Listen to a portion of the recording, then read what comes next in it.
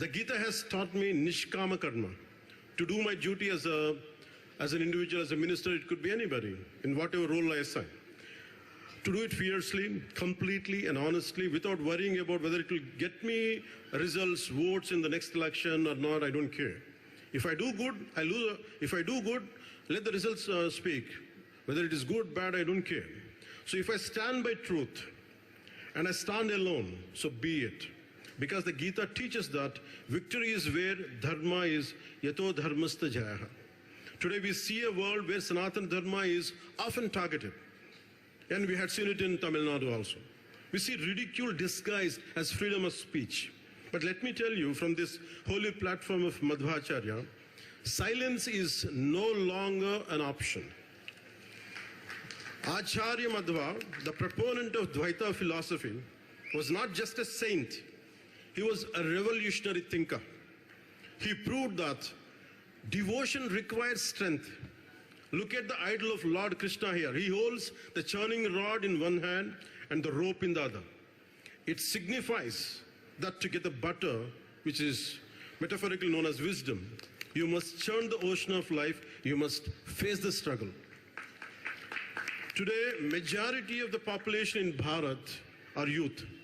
I also see many youngsters in this crowd. I give a call to all the youth, especially Gen Z, and to all my young brothers and sisters.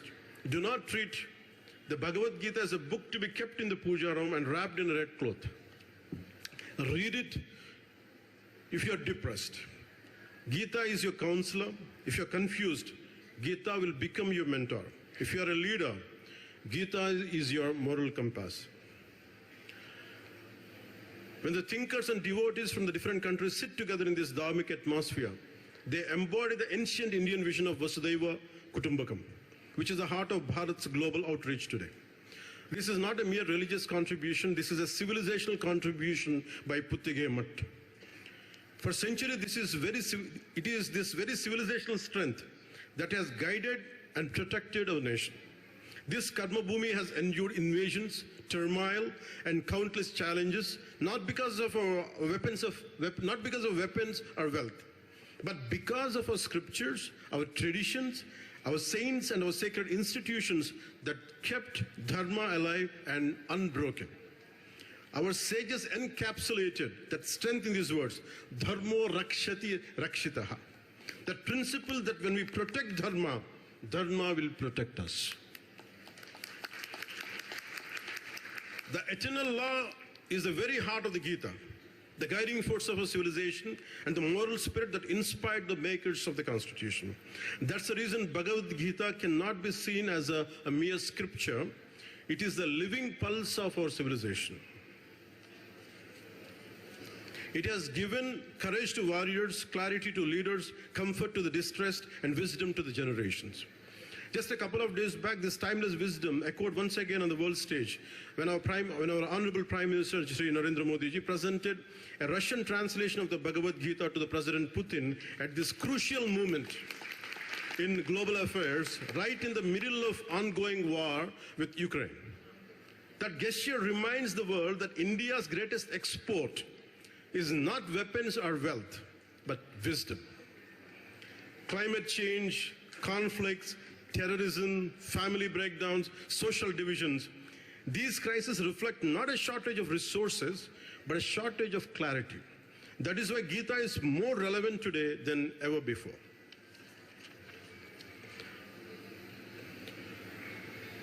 And I'm honored to receive the blessings of Sri Sugnendra Tirtha Swamiji for his divine blessings. And Sri Swamiji recently conferred the title Bharata Bhagya Vidata upon our Prime Minister Sri Narendra Modi ji. This honor reflects the Swamiji's recognition of the Prime Minister's sustained commitment to strengthening India's cultural foundations and upholding the values that define our civilizational journey. And one more thing about, if you look at Lord Krishna, what we learn is about Gorakshana. Protecting the cow or Goraksha is not just about emotions or farming. It is a core principle of dharma and a key part of Bharatiya tradition. I myself, around almost close to 20 years back, a friend of mine had gifted a cow to me. It came to my farmhouse as a gift. Now today, I personally have a goshala of around 60 cows. The reason why I'm sharing this is, and hardly I'd like to share one, but when the cows are getting slaughtered, instead of fighting, there are crores of Hindus out there, crores of people who go to temples every day. We can form societies in our own native villages. As a Panchayati Raj minister, and I hold a portfolio of PR and environment. In PR, we propose something like Gokulalu, where government will give money to build cow sheds, and people can avail that. And there are community goshalas, and we are trying to do that. So if entire Hindu community in this country, instead of making a ruckus, instead of doing everything, if each and every community protect their cows or gomatas in their own area, I think we don't have to get fear about it. We are part of upholding dharma. Even Lord Krishna as Govindudu emphasized caring for cows. So we go to Lord Krishna temple, we take prasad and we leave it there. We don't really actually bring back home. If everyone could, at least one family could adopt a cow, a gomata, I don't think we have to go through all this kind of turbulence. Instead of being helpless, and I myself, can you imagine, started with one cow, today I have a goshala of 60 cows. There are enough monies that people spend money on cinema film tickets, we go to club, people go to clubs, people go to luxuries, they spend on marriages. How come being Hindus, instead of before blaming other religion, why we as Hindus, why don't we protect our Gomatas? Why don't we, each of us, take the initiative? I think all of us should think. Because I have 60 cows goshala, that's why I'm sharing this. It is possible. So today, cow slaughter continues in certain regions, threatening both our ethical and economic foundations. By supporting cow protection initiatives, from community efforts to activities led by traditional mutts, we safeguard not only the cow, but the very principles that sustain a righteous civilization. And before, one message I would like to give, and I would like to finish my speech. And Gen Z, especially the new generation and millennials and the young professionals of this digital age, live in a constant Kurukshetra, a battlefield of information overload, career pressure, identity confusion, a loneliness and hyper-connected lives, and the fear of failure in a competitive world. For them, Gita is not old philosophy. It is a guide to mental strength and a manual for emotional resilience. When Gita says, Karmanye vadikaraste, focus on your action, not the outcome. Action is only in our hands, never the outcome.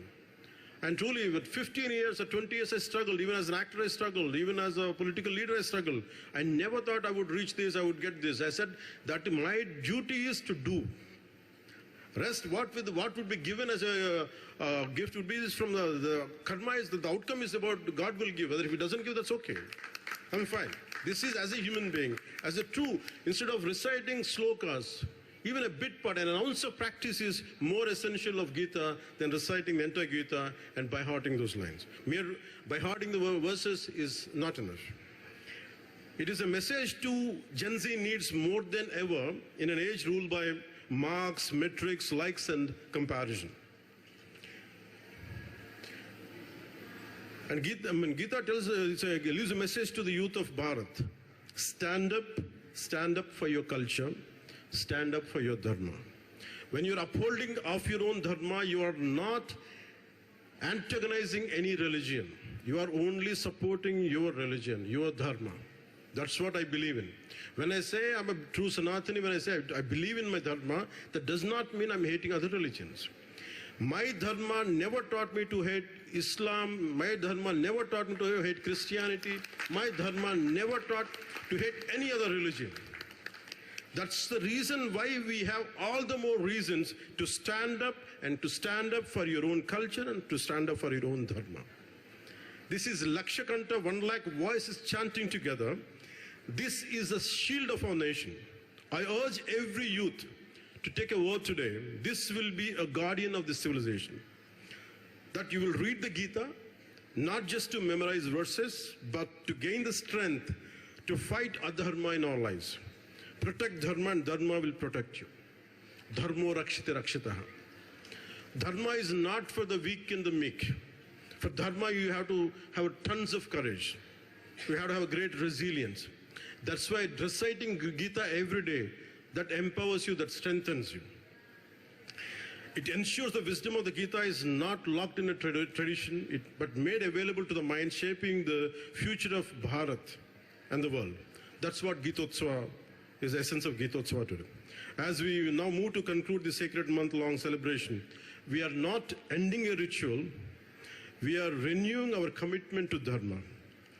May Lord Krishna, Sri Krishna give us the courage of Arjuna, the clarity of Krishna, and the compassion of dharma. Jai Sri Krishna, Jai Hind.